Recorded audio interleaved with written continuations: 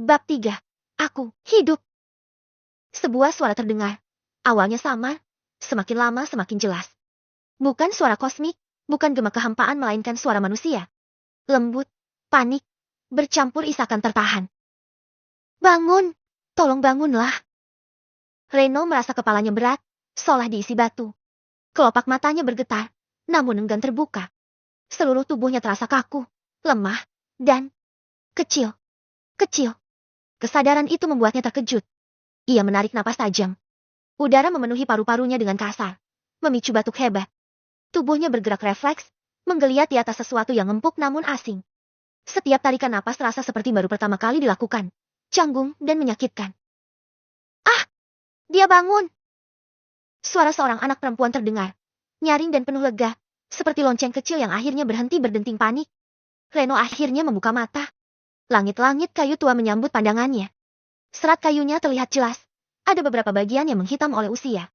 Cahaya matahari masuk dari jendela kecil di samping tempat tidurnya, menembus tirai tipis yang warnanya telah memudar. Hangat dan nyata.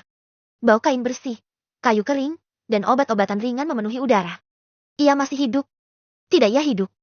Kesadaran itu datang terlambat namun menghantam keras. Panik mendesak dadanya. Reno mencoba bangkit, namun tubuhnya menolak.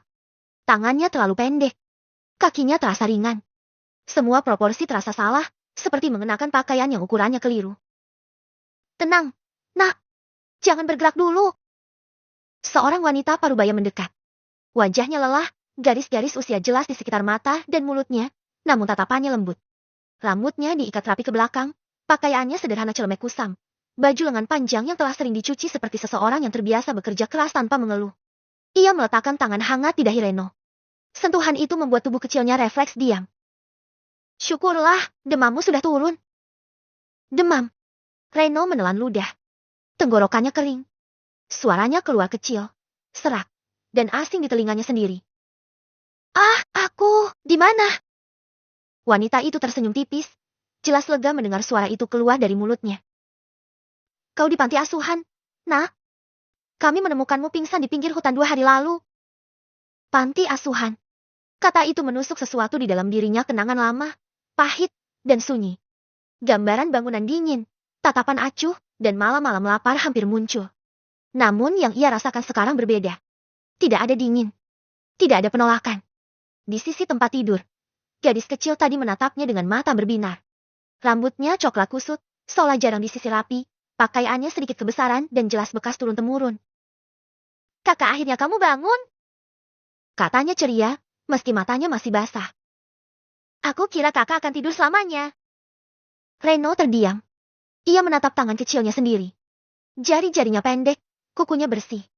Kulitnya tanpa bekas luka kerja, tanpa kapalan kasar yang dulu selalu menghiasi telapak tangannya. Tangannya bukan miliknya. Ini bukan tubuhku. Detak jantungnya meningkat. Napasnya kembali tak teratur. Dinding kamar terasa terlalu dekat, udara terasa berat. Wanita itu cepat menyadarinya. Tenang, nak. Katanya lembut, kali ini suaranya lebih pelan. Kau aman sekarang? Ia menatap Reno dengan penuh perhatian, seolah mencoba membaca sesuatu yang lebih dalam dari sekadar kondisi fisik. Namamu Kyle. Lanjutnya. Kau ingat kan? Nama itu tidak membangkitkan apapun. Reno ingin berkata bahwa namanya bukan Kyle. Bahwa ia bernama Reno. Bahwa ia mati di jalan gelap oleh tangan orang yang ia tolong tanpa pamrih. Namun kata-kata itu tidak keluar. Sebaliknya, kepalanya berdenyut. Fragmen asing berkelebat bayangan hutan, rasa lapar yang menusuk, suara batuk tertahan di malam dingin.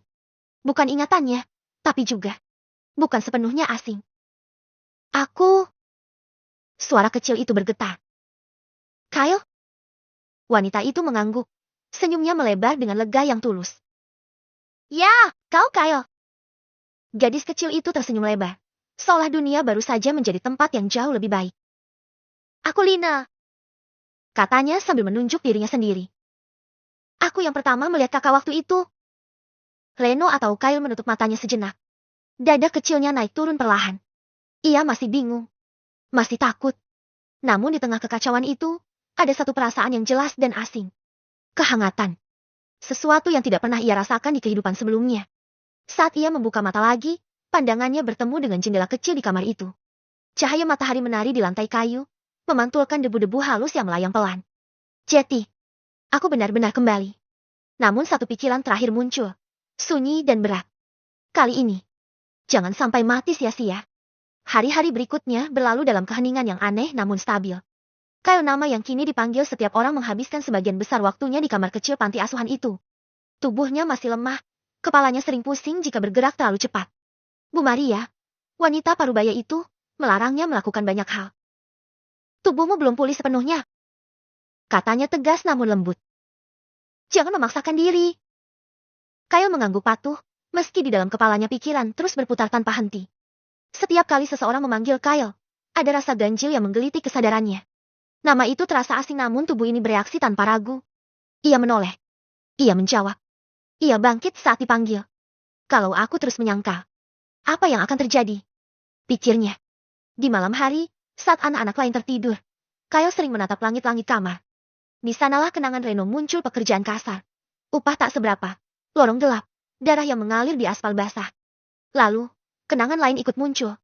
Lebih pendek, lebih sunyi. Rasa lapar yang tak pernah benar-benar pergi. Sepatu kebesaran yang membuat kaki lecet.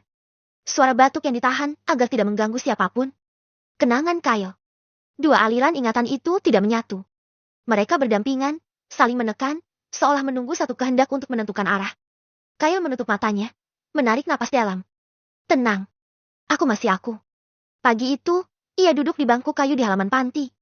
Matahari hangat menyentuh kulitnya, namun angin membawa bau tanah lembab dan dedaunan basah. Lina duduk di sampingnya, mengayun-ayunkan kaki pendeknya tanpa tujuan.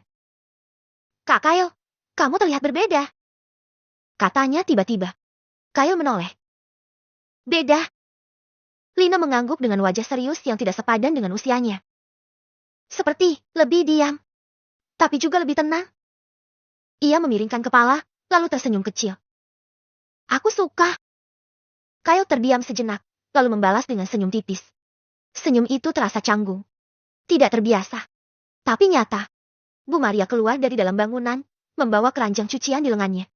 Ia berhenti sejenak, memperhatikan Kyle dengan tatapan penuh perhitungan, bukan curiga, melainkan perhatian seseorang yang telah melihat terlalu banyak luka untuk diabaikan. Kyle, panggilnya. Ia berdiri refleks, tubuhnya bergerak sebelum pikirannya sempat menolak. Kau tidak ingat apapun sebelum kami menemukanmu, bukan? Kyle mengangguk perlahan. Tidak, banyak. Bu Maria menghela napas pendek. Tidak apa-apa. Yang penting sekarang, kau hidup. Kata hidup itu menghantam lebih keras dari yang seharusnya. Ia hidup. Di tempat yang hangat. Di antara orang-orang yang tidak meminta apapun darinya. Dan justru itulah yang menakutkan. Kyle membantu sebisanya di panti, menyapu halaman. Mengangkat ember kecil, menjaga anak-anak yang lebih muda. Tubuhnya mudah lelah, namun setiap kali ia berhenti, Lina atau anak lain akan menyuruhnya duduk dan beristirahat. Tidak ada ejekan. Tidak ada teriakan. Hanya perhatian kecil yang konsisten. Malam itu, saat Kyle berbaring di kasurnya, satu pertanyaan muncul dan tidak mau pergi. Jika suatu hari aku harus pergi, apakah tempat ini akan hancur seperti hidupku dulu? Ia menggenggam selimut tipisnya, merasakan serat kasar namun hangat. Dalam keheningan kamar, satu keputusan kecil mulai terbentuk, belum jelas, belum kuat, namun nyata. Kali ini, ia tidak ingin hanya bertahan. Ia ingin melindungi sesuatu. Dan untuk itu ia tahu satu hal pasti. Nama Kyle bukan lagi sekadar tubuh yang ia pinjam. Itu adalah kehidupan yang kini berada di tangannya. Bab 4, Status.